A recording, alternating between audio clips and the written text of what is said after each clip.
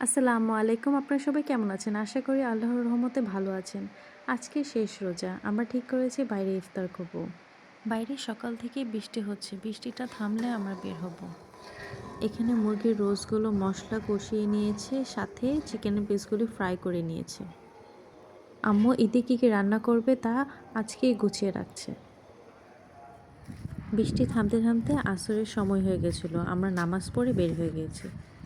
রাস্তায় অনেক কাদা ছিল, রিক্সা পাওয়া যাচ্ছিল না। এজন্য হেঁটে হেঁটে আমরা মেন রোডের দিকে যাচ্ছি।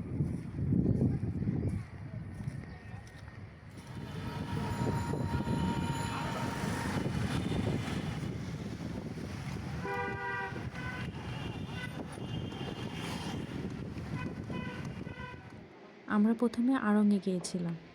আড়ং-এ মোটামুটি ভালোই ভিড় ছিল, তাই তেমন একটা ভিডিও করা হয়নি।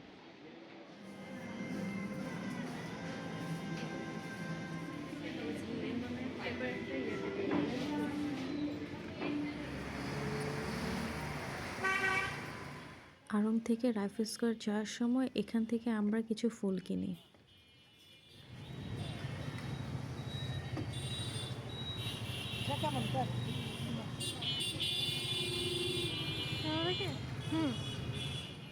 ইফতারে আর বেশি সময় নেই। আমরা রাইফেল স্কয়ারে ইফতারের স্টল থেকে চিকেন কাবাব ও লুচি নিয়েছিলাম। দেন সিপি থেকে আমরা চিকেন আর কিছু সসেস নিই। দেন আমরা চায়ন চিলে যেয়ে বসি, সেখান থেকেও কিছু খাবার অর্ডার দিই। চায়ন ঝিল থেকে আমরা ওয়েজেস, সিঙ্গারা, সমুচা ও চা অর্ডার করেছিলাম। সেদিনের সব খাবার অনেক মজা ছিল, আলহামদুলিল্লাহ।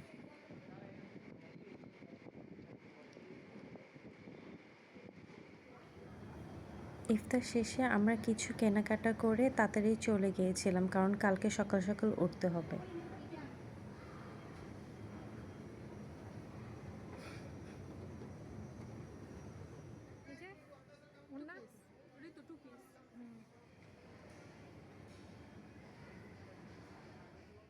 আমাদের তরফ থেকে আপনাদের সবাইকে ঈদ মোবারক। আশা করি আপনারা সবাই আল্লাহর রহমতে ঈদের দিনটি সুন্দর করে কাটিয়েছিলেন।